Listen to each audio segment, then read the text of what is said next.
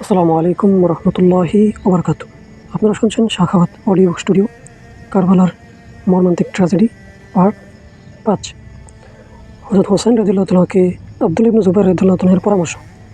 হিজাজে প্রবীণ ও শীর্ষস্থানীয় ব্যক্তিবর্গ কুফার ইতিহাস সম্পর্কে ভালোভাবেই অবগত ছিলেন।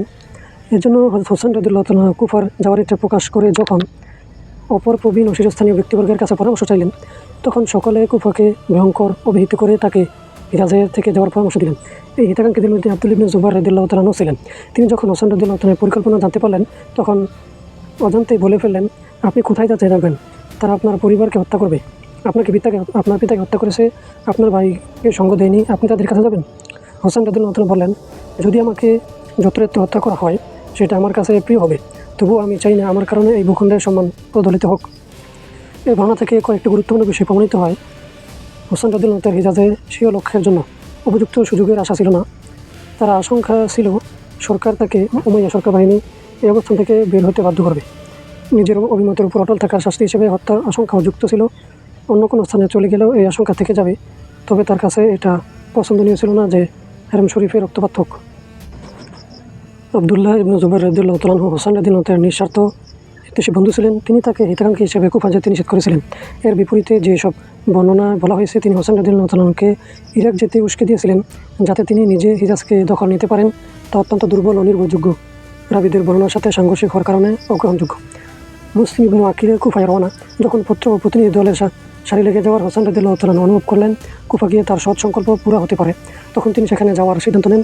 তবে নিজে যাওয়ার আগে সতর্কতার সাথে পদক্ষেপ গ্রহণ করতে স্বীয় চাচাতো ভাই মুসলিম ইবনে ওয়াকিল রাদিয়াল্লাহু তাআলাকে কুফায় প্রেরণ করেন, যাতে তিনি নিজের চোখে ওখানকার পরিস্থিতি পর্যবেক্ষণ করতে পারেন। মুসলিম ইবনে ওয়াকিলের প্রতি নোমান ইবনে বাশির রাদিয়াল্লাহু তাআলার আচরণগুলি। মুসলিম ইবনে ওয়াকিল রাদিয়াল্লাহু তাআলা কুফায় পৌঁছে শহরে অত্যন্ত মুখলিস নিষ্ঠাবান মুসলিম হানি ইবনে উরওয়ান মেহমান হলেন। বিশাল সংখ্যক কুফাবাসী তার কাছে সমবেত হলো। কুফার গভর্নর নোমান ইবনে বাশির রাদিয়াল্লাহু তাআলা একজন আলিম ও বিদগ্ধ সাহাবী ছিলেন। দ্বিতীয় হিজরিতে জন্মগ্রহণ করেন। 114টি হাদিসের রাবি ও উচ্চমানের খতিব ছিলেন। মুসলিম ইবনে আকিলের আগমন ও তার কার্যক্রম সম্বন্ধে অবগত হওয়া সত্ত্বেও নোমান ইবনে বাশির রাদিয়াল্লাহু তাআলা তাকে কোনো বাধা দেননি। কুফার প্রতি কতিপয় পরোক্ষ মেজাজের কর্মকর্তা নোমান ইবনে বাশির রাদিয়াল্লাহু তাআলার এই উদারতা নিয়ে সমালোচনা করে এবং তাকে দুর্বল হিসাবে তিরস্কার করে। তিনি বলেন, আল্লাহর অনুগত্যের সীমার মধ্যে থেকে দুর্বলতার দোষে দোষী হওয়া আমি পছন্দ করি, তবে এটা আমার পছন্দ নয় যে আল্লাহর নাফরমানি করে শক্তিশালী বলে অভিহিত হবে। আবু মিকনাফের বর্ণনায় নোমান ইবনে বাশির রাদিয়াল্লাহু তাআলা মুসলিম ইবনে আকিলের সঙ্গীদের ব্যাপারে এই বাক্য বিদ্যমান রয়েছে, আমি সংশয় সন্দেহ বা অপরাধের ভিত্তিতে গ্রেপ্তার করব না। হ্যাঁ, যদি এটা প্রকাশ পায় যে তোমরা খলিফার বায়াত ভঙ্গ করেছো এবং নেতার বিরোধিতা করেছো, তাহলে আল্লাহর কসম, তবে তরবারি দিয়ে কাজ উদ্ধারে বিন্দুমাত্র ত্রুটি করবো না। এদের স্পষ্ট হয় যে নোমান ইবনে বাশির রাদিয়াল্লাহু তাআলা মুসলিম ইবনে আকিল রাদিয়াল্লাহু তাআলা ও হোসেন রাদিয়াল্লাহু তাআলা তৎপরতা, ফিতনা, ফাসাদ বা বিশৃঙ্খলা ভাবতেন না। মনোবিক্রমের মতো হোসেন রাদিয়াল্লাহু তাআলা মুসলিম ইবনে আকিলের কুফার সর্দারের নামে যে শেষ নির্দেশনাবলী প্রেরণ করেছিলেন, তাতে এটা শুধু লেখা ছিল, হোসেন ইবনে আকিলের পক্ষ থেকে ইমানদার মুসলিমদের দলের প্রতি হানি ও সাইয়েদ, আপনাদের পত্রগুলো আমার কাছে নিয়ে আসুন। আপনাদের দূতদের মধ্যে এই দুইজন সবার শেষে এসেছে। আপনারা যে কিছু লিখেছেন আমাদের নেতৃত্ব দেওয়ার কেউ নেই, আপনি আসুন। সম্ভবত আল্লাহ তাআলার কারণে আমাদের সত্য হিদায়াতের উপর একত্র করবেন। তো আমি আমার চাচাতো ভাইকে, যার উপর আমার আস্থা রয়েছে, তার সে আমার পরিবারভুক্ত, আপনাদের কাছে প্রেরণ করলাম, যাতে আমি তাকে বলেছি তিনি আপনাদের অবস্থা এবং সকলে অভিহিত লিখে প্রেরণ করবেন। যদি তার লেখার দ্বারা এটা প্রমাণিত হয় যে আপনাদের দলের ব্যক্তিরা এবং আপনাদের জ্ঞানী ব্যক্তিবর্গ এতে একমত যে বিষয়ের জন্য আপনাদের দূত আমার কাছে এসেছিল এবং যে ব্যাপারে আপনারা পত্রাবলী বক্তব্য আমি পাঠ করেছি, তাহলে আমি খুব দ্রুত আপনাদের কাছে চলে আসবো ইনশাআল্লাহ। উমর আদিজের কসম, জাতি নেতা তিনিই হতে পারেন যিনি কোরআনের অনুসারী হবেন, ন্যায় বিচার বাস্তবায়ন করবেন এবং সত্যের সহায়তা করবেন, আর আল্লাহর উপর ভরসা করতে থাকবেন। আসসালাম। তারিখ উত্তবাড়ি 5ম খণ্ড 353 পৃষ্ঠা। প্রকাশ থাকে তিনি গভর্নর ছিলেন, তার কাছে সকল তথ্য ও সংবাদ পৌঁছে থাকতো। যদি বাস্তবে মুসলিম ইবনে আকিল রাদিয়াল্লাহু তাআলা কোনো সশস্ত্র বিদ্রোহ বা অভ্যুত্থানের প্রতি প্রস্তুতি থাকতেন, তাহলে এই কথা নোমান ইবনে বাশির রাদিয়াল্লাহু তাআলার কাছে গোপন থাকতো না, আর তিনি অবশ্যই এতে বাধা দিতেন। মুসলিম ইবনে আকিলের আশ্বস্তমূলক পত্র ও হোসেন রাদিয়াল্লাহু তাআলার সফরের সংকল্প। মুসলিম ইবনে আকিল রাদিয়াল্লাহু তাআলা এই পরিস্থিতিতে হোসেন রাদিয়াল্লাহু কাছে সংবাদ পাঠালেন, 12,000 ব্যক্তি বায়াত নিয়েছে, আপনি চলে আসুন। একটি বর্ণনা রয়েছে, সকল কুফাবাসী আপনার কাছে রয়েছে, আপনিও আমার পত্র পাঠ মাত্র চলে আসুন। এই পত্র 11 জিলহজ 60 হিজরি প্রেরণ করা হয়েছিল। কুফায় অবস্থার পরিবর্তন, ওবাইদুল ইবনে জিয়াদকে নিয়োগ। মুসলিম ইবনে আকিলের পত্র পৌঁছে 3-4 সপ্তাহ লেগে গেল, আর এই অবস্থায় কুফার পরিস্থিতি বিশেষ পরিবর্তন আসে, যার সম্পর্কে হোসেন রাদিয়াল্লাহু তাআলা অজ্ঞাত ছিলেন। ঘটনা হলো, কুফার কিছু উগ্রপন্থী আমির মুসলিম ইবনে আকিলের ব্যাপারে গভর্নর নোমান ইবনে বাশির রাদিয়াল্লাহু তাআলার নমনীয়তা অপছন্দ করলো। প্রথমে তারা তাকে গালমন্দ করলো, তখন তিনি তার উদারতার উপর অটল থাকলেন। তখন তার ইয়াজিদকে সার্বিক পরিস্থিতি ফুলিয়ে ফুপিয়ে রং মাখিয়ে চিঠিতে প্রেরণ করেন।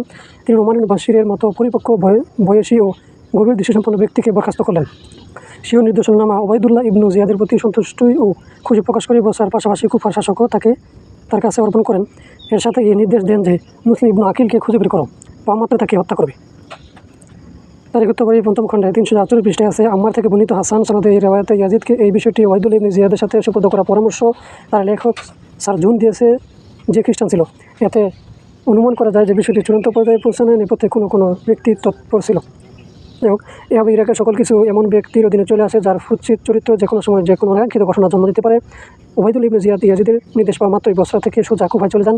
মুসলিম ইবনু আকিল রাদিয়াল্লাহু তাআলা শহর অন্যতম বিশিষ্ট সরকারি আমির হানি ইবনু ওরওয়ার কাছে অবস্থান করছিলেন।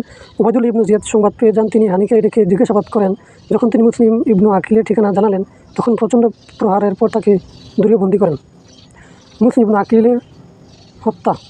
এসব মুসলিম ইবনু আকিল রাদিয়াল্লাহু তাআলার পক্ষ থেকেও এক মারাত্মক ভুল সংঘটিত হয়, যা পরিস্থিতির মোড় একেবারে ঘুরিয়ে দেয়। তিনি তার মেজবান হানি ইবনু ওরওয়াকে ছাড়িয়ে আনার জন্য 4000 সশস্ত্র ব্যক্তির সাথে ময়দানে নেমে পড়েন। যখন তিনি এই দল নিয়ে সরকারি ভবনের দিকে অগ্রসর হন, তখন প্রথম দিকে ওবায়দুল্লাহ ইবনে জিয়াদ ভীত সন্ত্রস্ত হয়ে পড়লেন। তবে খুব দ্রুত কুফাসী পুরাতন চরিত্রে আবার প্রকাশ পেল। মুসলিম ইবনু আকিল রাদিয়াল্লাহু তাআলা এগিয়ে যাচ্ছেন, এর মধ্যে মিত্র 40 জন তাকে তার সঙ্গ ত্যাগ করে ডানে বামে বেরিয়ে যাওয়ায় গুলি দিয়ে পালাতে লাগলো। এইভাবে মুসলিম ইবনু আকিল রাদিয়াল্লাহু তাআলা যখন ওবায়দুল্লাহ ইবনে জিয়াদের মুখোমুখি হলেন, তখন হাতে গোনা কিছু মানুষ, প্রায় 50 জন মানুষ তার সঙ্গে অবশিষ্ট রইল। যে 40-50 জন ব্যক্তি মুসলিম ইবনু আকিলের সাথে থেকে তাদের অধিকাংশ ওবায়দুল্লাহ ইবনে জিয়াদ চতুরতা ও ভীতি প্রদর্শনে আশ্রয় নিয়ে ময়দান থেকে তাড়িয়ে দিলেন। এরপর মুসলিম ইবনু আকিল রাদিয়াল্লাহু তাআলা গ্রেফতার করার জন্য সৈন্যদের আগে বাড়ালেন। এই লড়াইয়ে মুসলিম ইবনু আকিল রাদিয়াল্লাহু তাআলা আহত হয়ে অন্ধকারে পালিয়ে গেলেন। এই সময় পরিস্থিতি এমন ছিল যে শহরে অলিগলি রাস্তা বলার জন্য একজন ব্যক্তিও তার সাথে ছিল না।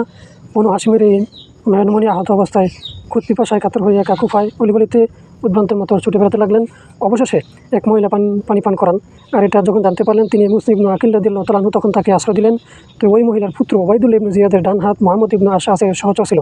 সে খবর পৌঁছে দেয়। মুসলিম ইবনু আকিল রাদিয়াল্লাহু তাআলা এই ঘর থেকে গ্রেফতার করে নিয়ে যাওয়া হয়। ওবায়দুল্লাহ ইবনু জিয়াদ তাকে বড় নির্দয়ভাবে হত্যা করে লাশ ছাদ থেকে নিচে ছুঁড়ে ফেলে দেয়। হানি ইবনু ওরওয়াকে হত্যা করা হয়। কুফা যেতে সাহাবায়ে কেরাম রাদিয়াল্লাহু তাআলা নিষেধ।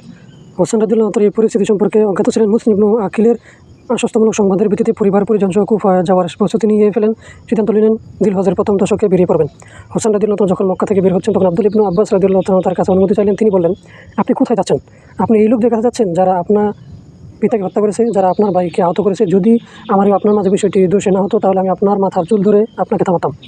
হোসেন রাদিয়াল্লাহু তাকে সেই জবাব দিলেন যা আব্দুল ইবনু জুবাইর রাদিয়াল্লাহু তাআলাকে দিয়েছিলেন। তিনি বলেন, আমার অন্য কোথাও নিহত হওয়া আল্লাহ ও রাসূলের পবিত্র শহর রক্তমা সৃষ্টি হওয়ার চেয়ে বেশি প্রিয়। জাবির ইবনু আবদুল্লাহ রাদিয়াল্লাহু তাআলা, আবু সাঈদ খুদরি রাদিয়াল্লাহু তাআলা, আবু ওয়াকিল লাইসি রাদিয়াল্লাহু তাআলা ইরাক যেতে বাধা দিলেন। আব্দুল্লাহ ইবনু উমর রাদিয়াল্লাহু তাআলা এর কথা পেছনে উল্লেখ করা হয়েছে, তিনিও নিষেধ করেছিলেন। পরবর্তী সময় তিনি বললেন, হোসেন রাদিয়াল্লাহু বের হয়ে যাওয়ার বিষয়ে আমাদের কথা শুনেনি। আমার প্রাণের কসম, তিনি তার পিতা ও ভাইয়ের যে শিক্ষণীয় পরিস্থিতি অবলোকন করেছেন এবং তার সাথে মানুষদের যে অবিশ্বাসটা দেখেছেন, এরপর তো আর জীবনভর কোনো আন্দোলন করা উচিত ছিল না, বরং তাকে সেই সমঝোতার মধ্যে প্রবেশ করা উচিত ছিল যেখানে সবাই প্রবেশ করেছিল, কেননা ঐক্যের মধ্যে কল্যাণ থাকে। আব্দুল ইবনু আমর ইবনুল আস রাদিয়াল্লাহু তাআলা বলতেন, ভাগ্যের লিখন হোসেন রাদিয়াল্লাহু তাআলা তাড়াহুড়ো করে ফেলেছেন, নতুবা যদি আমি তার কাছে পৌঁছে যেতাম তাহলে আমি তাকে বের হতে দিতাম না, যতক্ষণ না তিনি আমাকে পরিদস্ত করতেন।